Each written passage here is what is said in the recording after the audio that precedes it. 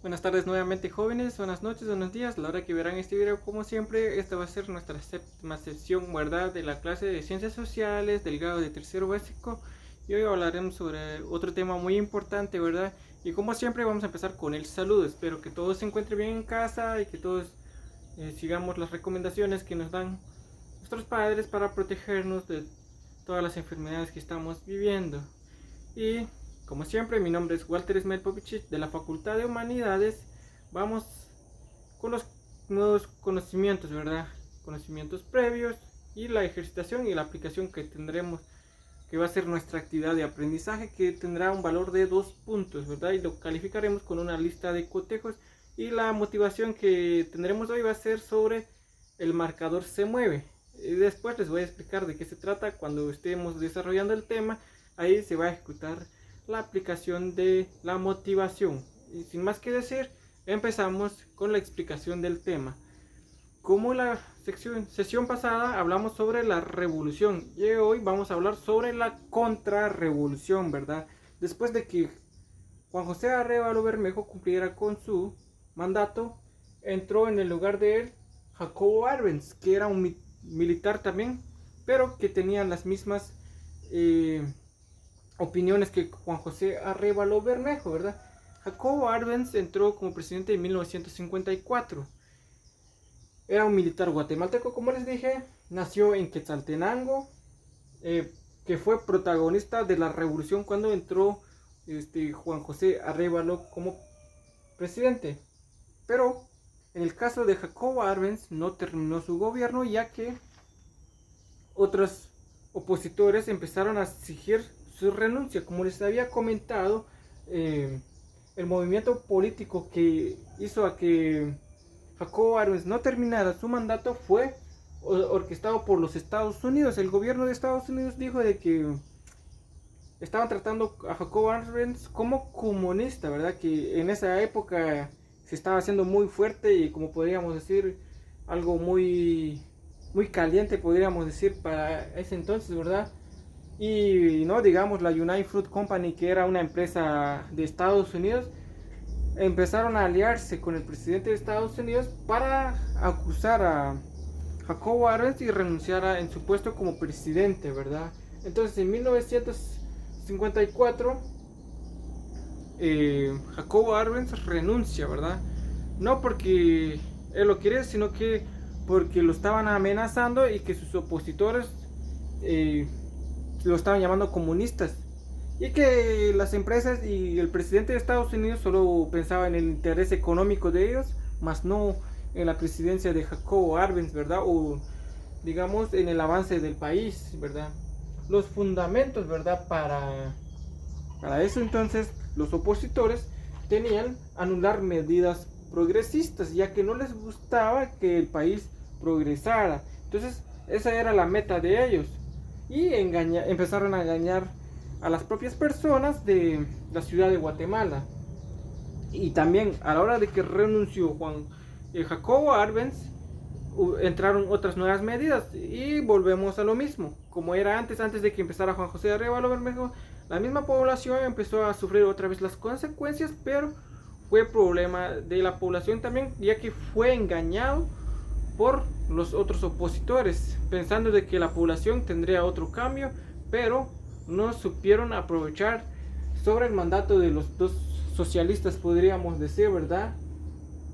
Y ya cuando renunció Jacobo Arbenz, las personas campesinas perdieron otra vez grandes propiedades de tierra, ya no podían cultivar, ya no podían sembrar, sino que fueron esclavos de otras empresas, ¿verdad? Entonces, en ese entonces,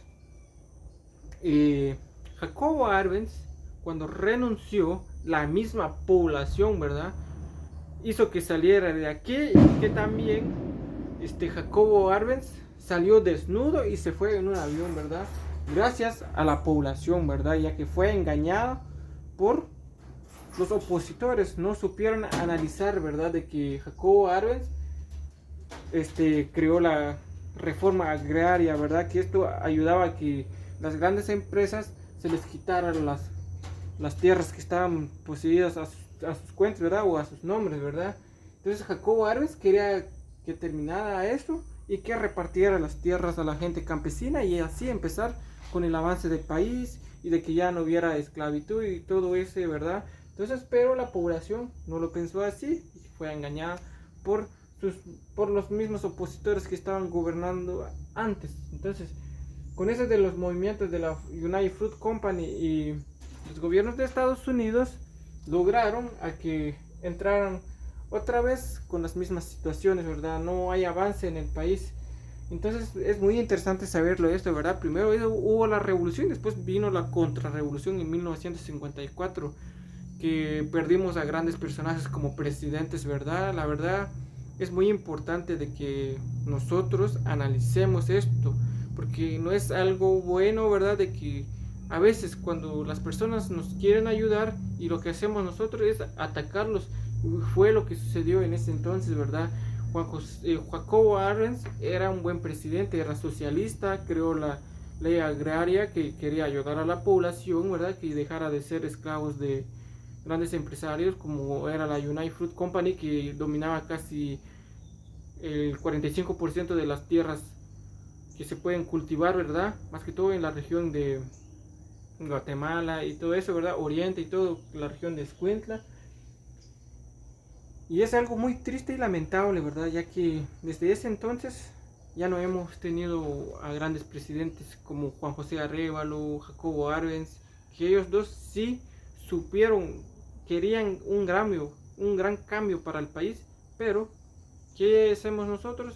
Simplemente nos dejamos, nos vendemos y así termina la historia, ¿verdad? Entonces como que nosotros no nos interesara un cambio en el país y es lamentable, ¿verdad? Ver la situación que todavía aquejamos. Y como les había dicho, tendremos la motivación. La motivación consiste en que yo voy a tocar la pizarra con la almohadilla y yo les, a cada integrante de que está adelante, les dejaré un marcador. Y ese marcador, a la hora de que yo estoy tocando la almohadilla en la pizarra, ustedes los tienen que estar pasando con los compañeros. Con quien se quede el marcador, le haré una pregunta o él hará una opinión sobre la contrarrevolución, ¿verdad? Que es muy importante. Entonces, esta actividad nos ayuda a que el alumno no se estrese, se mantenga dinámico, participativo, ¿verdad? Y esto le puede ayudar bastante a la hora de realizar las actividades que se les deja. Y como nuestra actividad de aprendizaje tendremos la elaboración de un árbol de problemas.